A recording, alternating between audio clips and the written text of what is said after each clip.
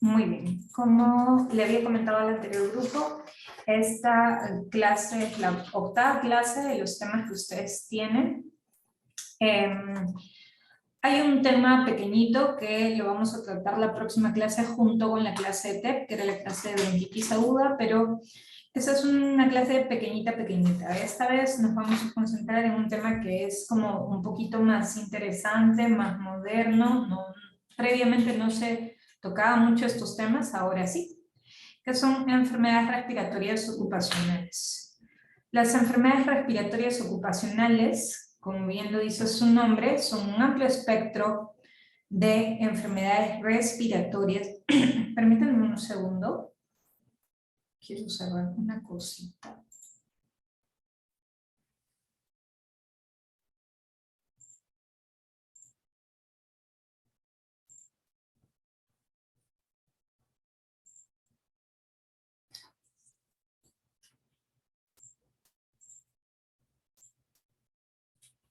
Ok, perdón.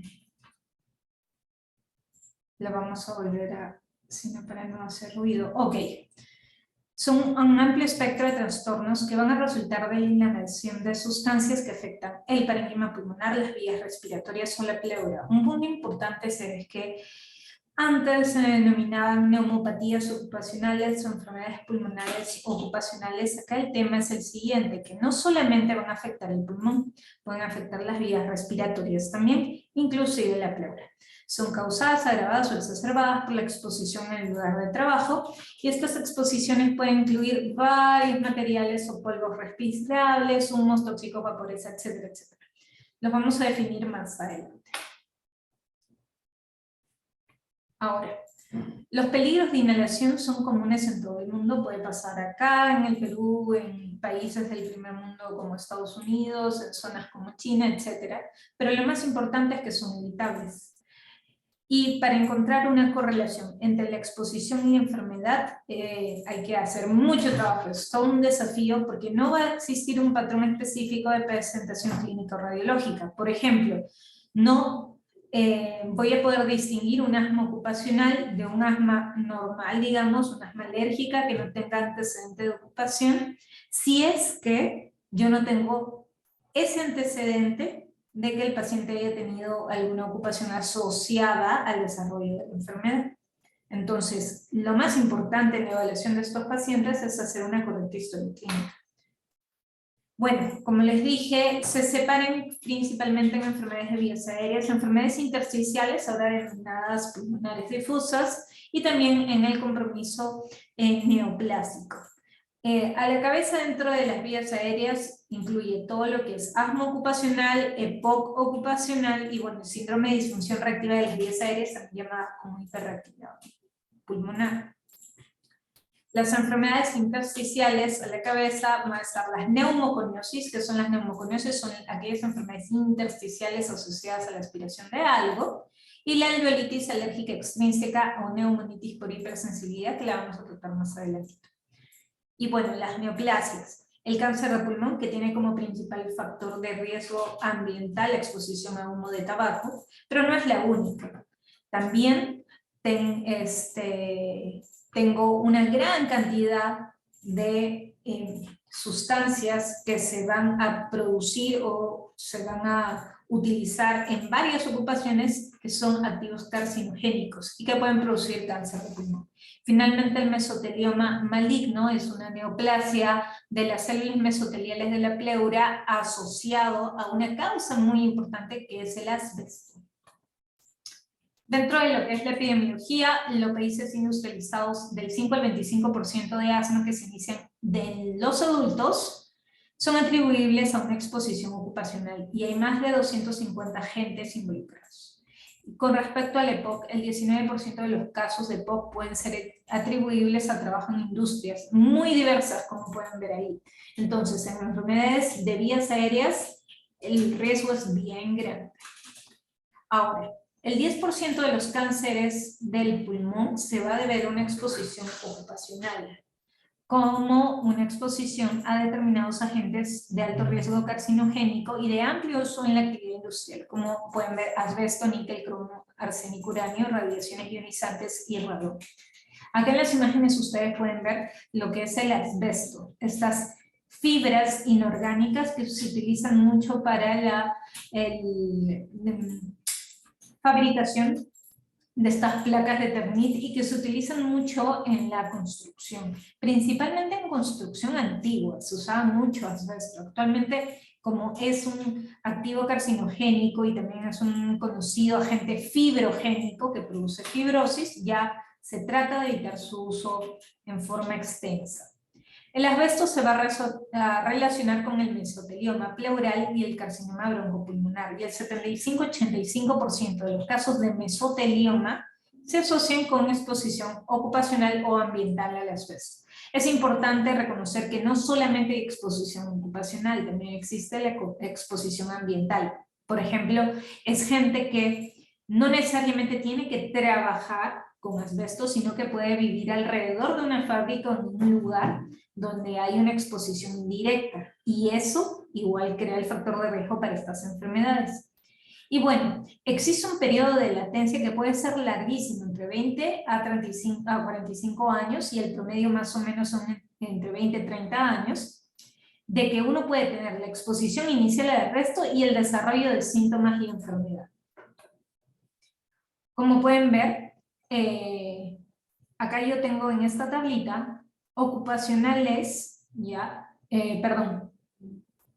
enfermedades ocupacionales que pueden ser confundidas con enfermedades no ocupacionales. Por ejemplo, todo lo que es asma y EPOC asociados al trabajo se pueden confundir con el asma y el EPOC no asociados al trabajo por otras causas. De la misma manera, la neumonitis por hipersensibilidad la puedo confundir con una neumonía cualquiera, porque tiene un patrón inicial en la neumonitis por hipersensibilidad aguda muy similar a muchas neumonías, por ejemplo, virales. La asbestosis la puedo confundir o puedo alterar mi diagnóstico con una fibrosis pulmonar idiopática, y así sucesivamente. Hay que tener en cuenta que yo puedo confundir los diagnósticos, y quién me va a dar a mí, digamos, el diagnóstico definitivo, la historia clínica. Lo más importante es hacer una buena historia clínica. Acá pueden ver en esta diapositiva cuáles son aquellas sustancias generalmente inhaladas en el ambiente laboral.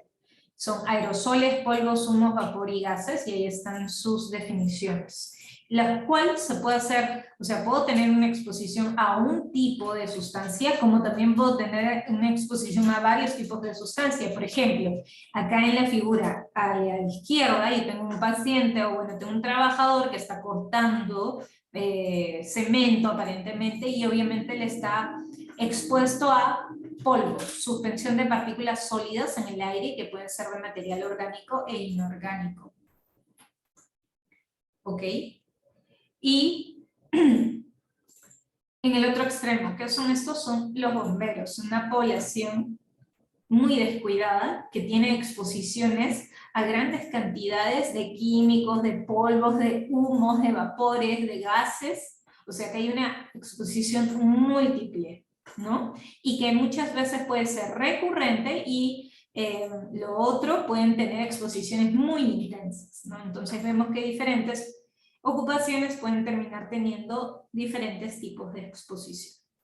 Acá en esta tablita podemos ver la mayoría de exposiciones ocupacionales clasificadas como polvos inorgánicos, polvos orgánicos y otros agentes ambientales. Les voy a solamente recalcar las más importantes. La asbestosis o la exposición a asbesto, la exposición al sílice, que son las dos más importantes, y dentro de los polvos orgánicos, todos aquellos polvos que tienen que ver con agricultura, etcétera, y que pueden ser muy variados, como esporas fúngicas, productos vegetales, fermentos de insectos, heces de roedores y de aves, están asociadas con la neumonitis por hipersensibilidad. Esta información obviamente la van a tener ustedes. Acá hay una lista que la vamos a ver en la siguiente diapositiva, que viene de los químicos tóxicos, como por ejemplo acá tienen una gran lista de químicos tóxicos y cómo pueden producir diversas enfermedades, desde asma, bronquitis, infecciones respiratorias, hasta incluso el formaldehído, que se encuentra en resinas, cueros, en la producción de metales, de ligas, etcétera, madera, y que puede producir cáncer nasofaríngeo.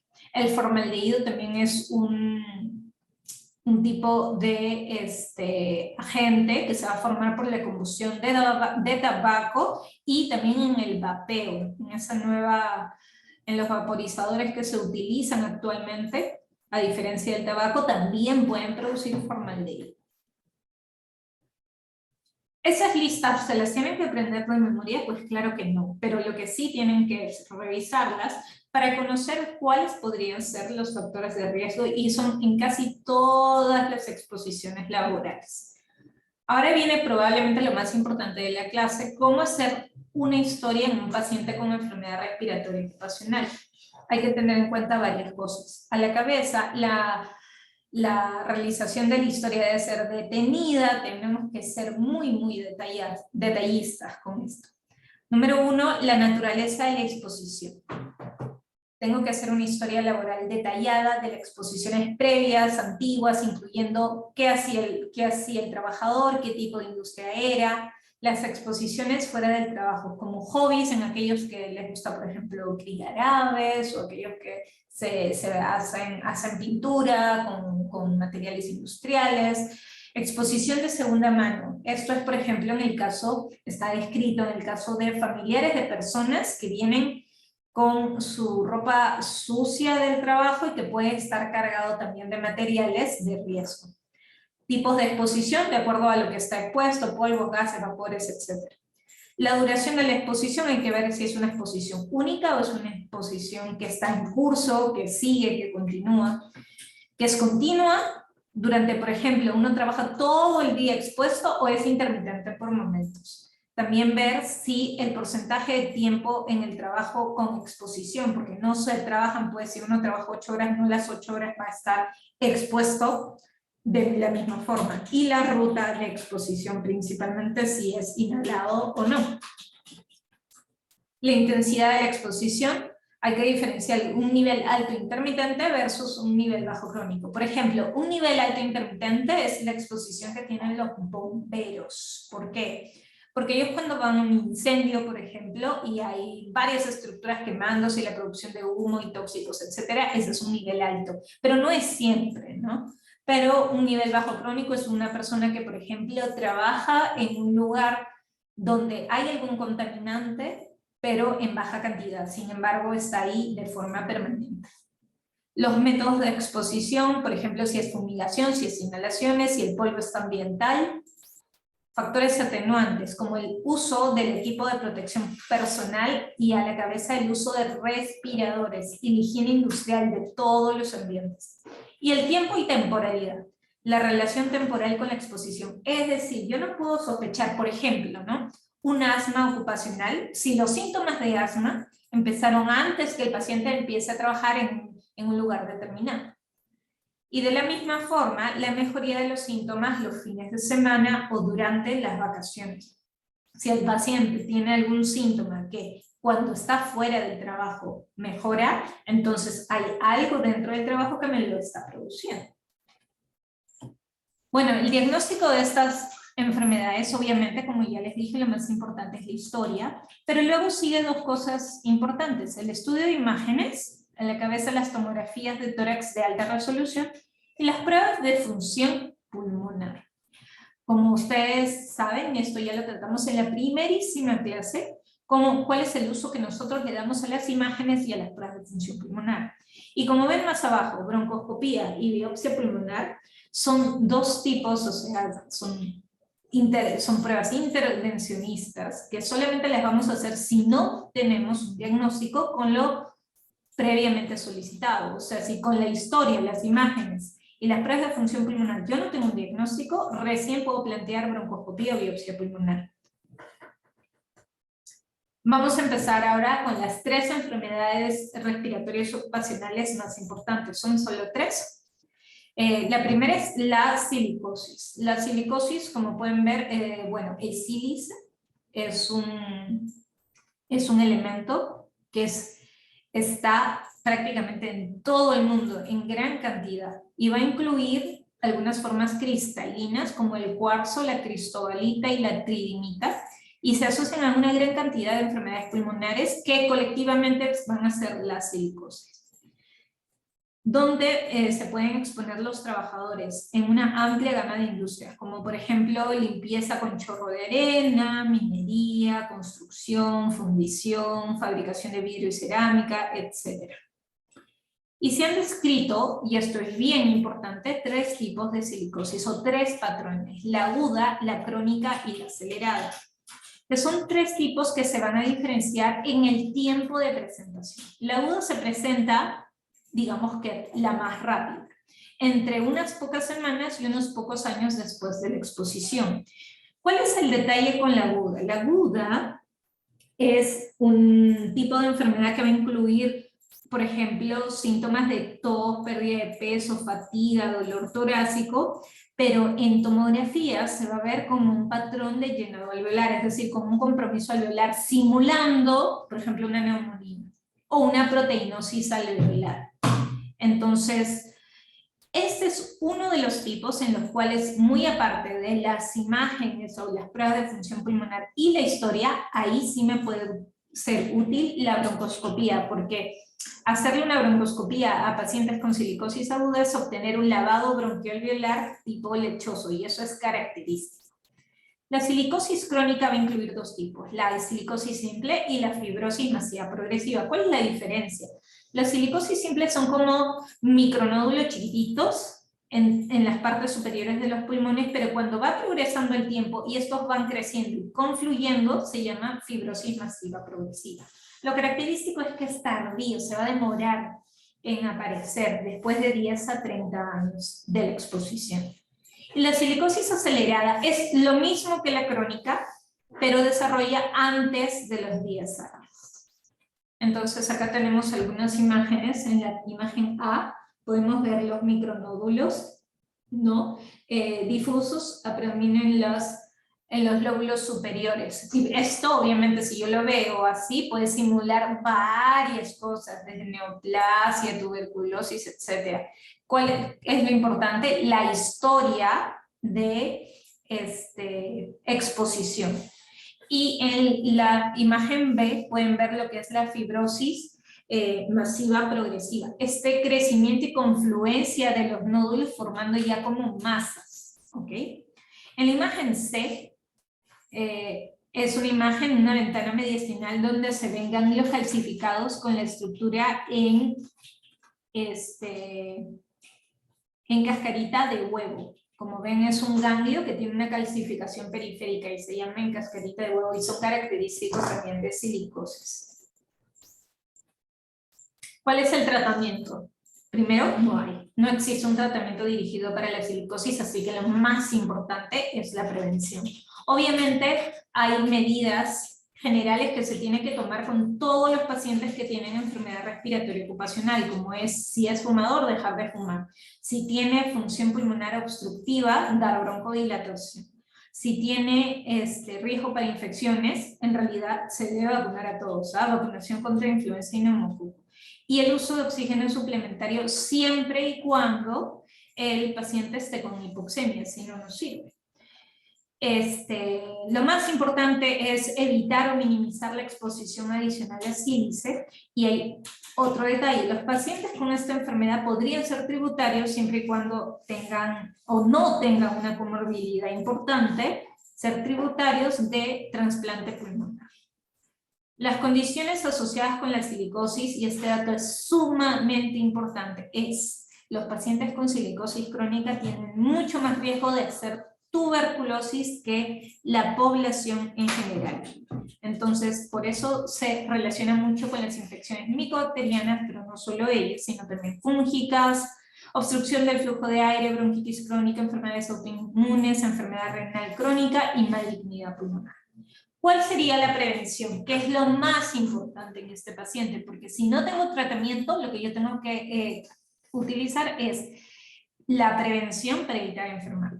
El uso de equipo de protección pulmonar con respiradores N100 como estos que ven en la figura, la ventilación de los ambientes y si de todas maneras va a haber polvo de sílice suelto en el ambiente, la humectación del mismo, o sea, mojar ese polvo para que no se levante. Luego, la asbestosis. Ya vimos cómo eran las fibras de asbesto. Cuando uno la inhala de forma crónica, esas fibras de asbesto pueden llegar al pulmón y producir diversos daños. Uno de ellos es la asbestosis, que es una neumoconiosis, es decir, es una enfermedad intersticial, que se va a caracterizar por fibrosis pulmonar difusa y lentamente progresiva. Como una enfermedad fibrosante, el síntoma más temprano siempre va a ser la disnea. Hay otros síntomas, como tos, dolor torácico, hasta formación de esputo, pero son menos habituales. ¿Ok? La mayoría de los pacientes van a estar asintomáticos durante al menos 20 a 30 años, al menos, porque hasta 45 años pueden pasar para presentar síntomas después de la exposición inicial. Los hallazgos van a incluir los que ustedes pueden ver ahí, densidades lineales o pleurales de longitud variable paralelas a la pleura, fibrosis del parénquima pulmonar, fibrosis septal, intralobular, bandas parenquimatosas gruesas que luego pueden calcificar, contiguo a la pleura, panelización y placas pleurales. Lo importante en el diagnóstico de la asbestosis es tener en cuenta la historia confiable, o sea, bien hecha, bien relatada, teniendo en cuenta todo lo que hemos visto en cómo se hace una historia. ¿Ya? Tengo que ver bien los periodos de latencia adecuados, o sea, es bien difícil que presente una asbestosis después de, no sé, 2, 3 años después de una exposición, entonces habría que buscar otro diagnóstico. La presencia de marcadores de exposición, por ejemplo, las típicas lesiones tomográficas, las placas pleurales, o en el caso, por ejemplo, hay pacientes que se les hace broncoscopía y se obtienen estas muestras ya con fibras en el lavado bronquial y se ve tal cual la figura. Evidencia definitiva de fibrosis tanto en la clínica como en función pulmonar y ausencias de otras causas de enfermedad pulmonar difusa como por ejemplo infecciones, ¿ok? O uso de medicación, etc. No se ha identificado un tratamiento específico. De nuevo hablamos de una enfermedad que no tiene cura. Por lo tanto, el punto más importante es prevenirla.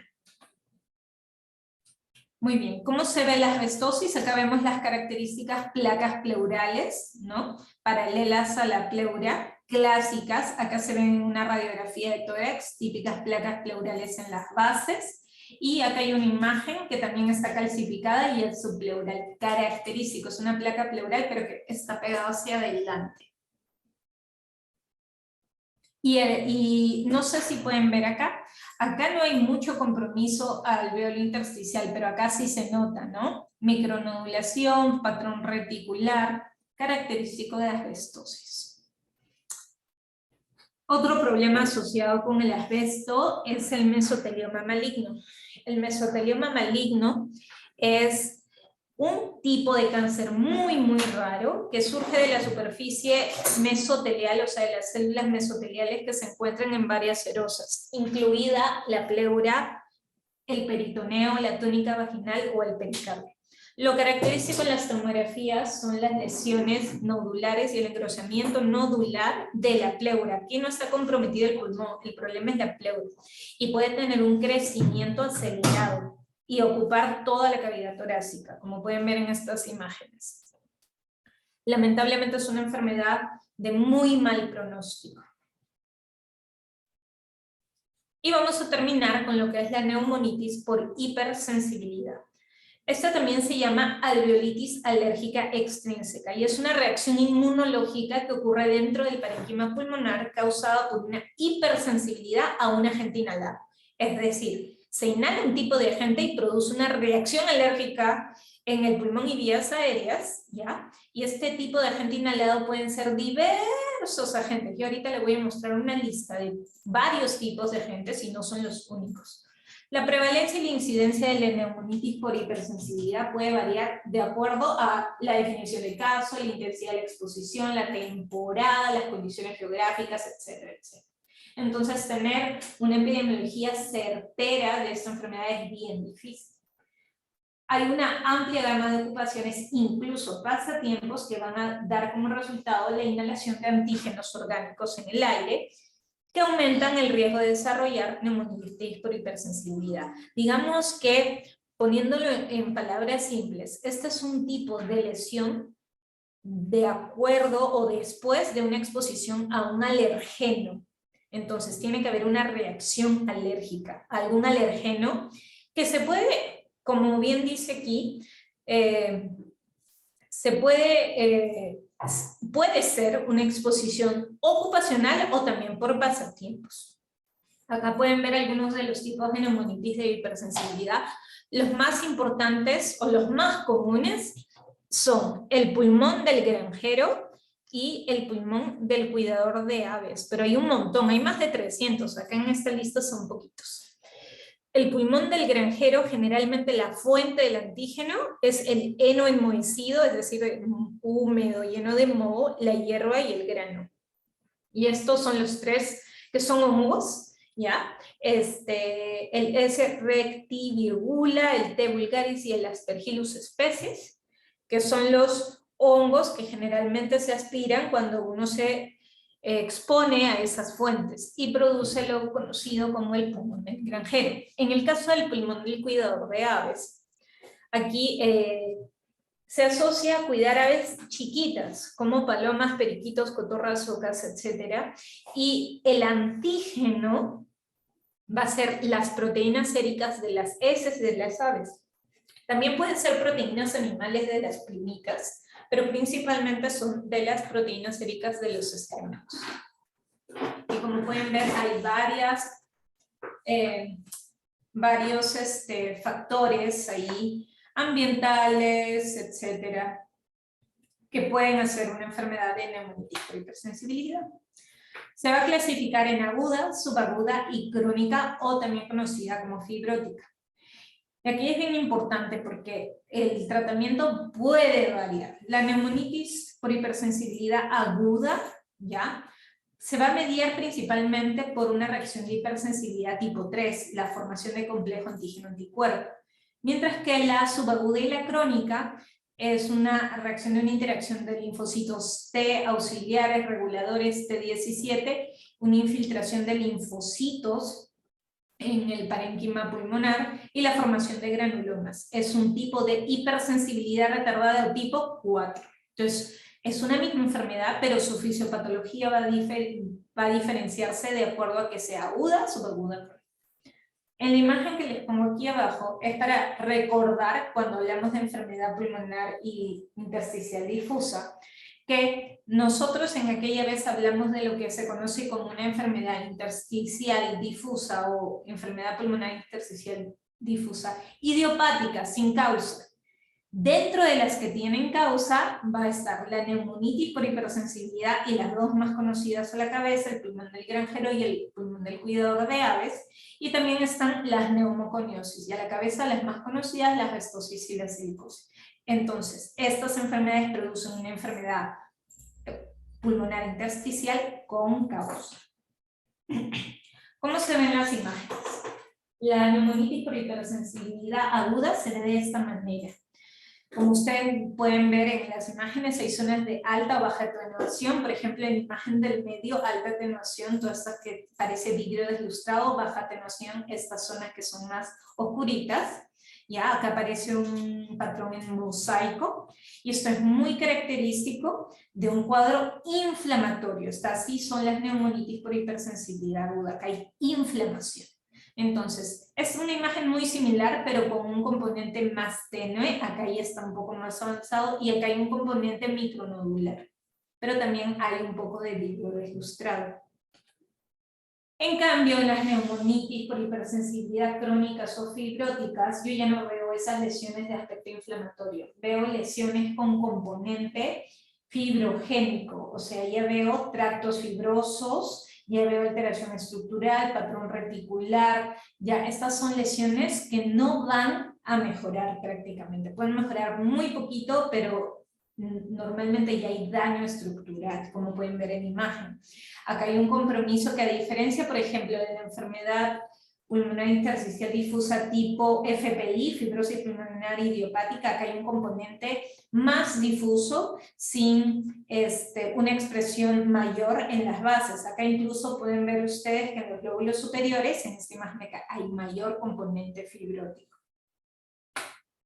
¿Cómo se hace el diagnóstico de la neumonitis por hipersensibilidad? Obviamente hay algunas cosas que yo tengo que tener, la clínica, la exposición de riesgo que ustedes van a sacarla con la historia, e idealmente hacer función pulmonar. Pero la base está en las imágenes, como ya han visto. Si la imagen me sugiere una enfermedad pulmonar intersticial y yo tengo la exposición, la clínica y la función pulmonar restrictiva, yo lo que tengo que buscar es, imagínense, el paciente me dice, ya, yo cuido canaritos o palomas, entonces yo digo, voy a ver si ese es el que le está causando a mi paciente este compromiso pulmonar. Y le tengo que pedir anticuerpos IgG específicos, precipitina o ELISA, y un test cutáneo de hipersensibilidad inmediata. Si ambos estudios me salen positivos, lo segundo que tengo que hacer es evitar el antígeno. Tengo que decirle, ya no se va a poner a las aves, y si el paciente mejora, ya está el diagnóstico. Si no mejora, yo podría ir a hacerle otros exámenes más que pueden incluir lavado bronquialveolar, biopsias pulmonares transbronquiales o criobiopsias, o test de broncoprovocación específico, que esto en realidad no lo hacemos mucho, que es exponerlo al antígeno, ver si el paciente hace una reacción clínica, y eso no lo hacemos. Y en el caso que igual no tenga el diagnóstico, puedo llegar incluso hasta una biopsia pulmonar. ¿Cuál es el tratamiento? El tratamiento, de nuevo, hay que evitar por completo la exposición a estos antígenos, las medidas generales que ustedes ya saben, dejar de fumar, broncodilatación si hay patrón obstructivo, vacunación para evitar infecciones, y oxígeno sí y solo si el paciente tiene hipoxemia. Para los pacientes con un cuadro agudo o subagudo sintomático con función pulmonar reducida y enfermedad pulmonar difusa en la atacar, pero sin infección, lo que podemos hacer es un curso de glucocorticoides orales. Curso es una dosis, o más bien un tiempo muy pequeño de tratamiento, máximo 2 semanas. Pero en pacientes que tienen neumonitis por hipersensibilidad crónica o fibrótica, ya no es un curso, es una prueba con corticoides orales que puede llegar a ser hasta 4 a 8 semanas incluido, o sea, con una reducción de 3 meses. Estamos hablando de mucho más tiempo de tratamiento con corticoides. ¿Qué es lo importante? En ambos casos la evidencia es 12, o sea, no es una evidencia que sea muy fuerte, que me indique que ese sea el tratamiento ideal. O sea, el tratamiento ideal es no llegar a hacer esta enfermedad, y por lo tanto la prevención es lo mejor. Y finalmente hay muchos pacientes que pueden ir a trasplante de pulmón, ¿no? En especial si no hay alguna comorbilidad importante asociada.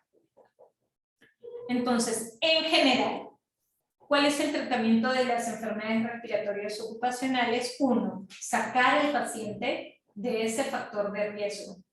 En especial si hay un agente sensibilizante, o sea, que le dé alergia, o agentes fibrogénicos, que vayan a fibrosar su pulmón. La verdad que hay que sacarlo de cualquier agente que los pueda estar poniendo en riesgo. La prevención de infecciones con vacunación. El tratamiento sintomático, sí, ya sea tos, broncoespasmos, dolores, etcétera, eso se trata con sintomáticos. La oxigenoterapia sí y solo si el paciente lo necesita, y la prevención. La prevención a la cabeza, el uso de equipo de protección personal, y en especial de respiradores adecuados. Ustedes como futuros médicos van a estar expuestos también a enfermedades laborales, en especial del tipo infeccioso, siendo esta la más importante, la tuberculosis. Es importante que desde ahorita tomen conciencia que ustedes tienen que usar sus respiradores, en especial cuando van a estar con pacientes de riesgo, que en Lima son todos. Así que deben tener mucho cuidado. Y bueno, los equipos de protección personal salvan vidas en el trabajo.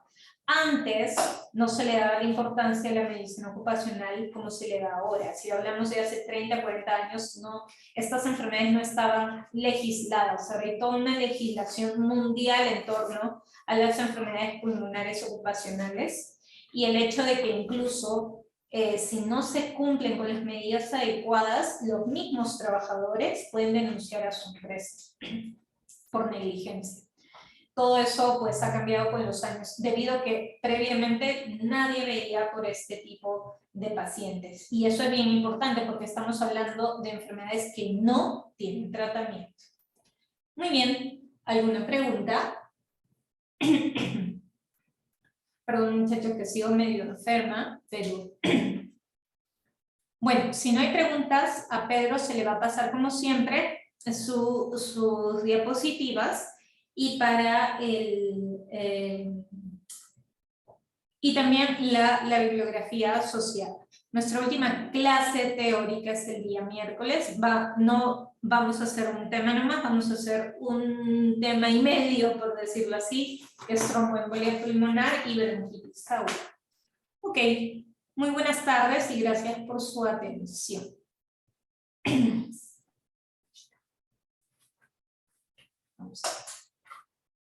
Muchas gracias, doctora. Hasta luego. Gracias a todos. Doctora.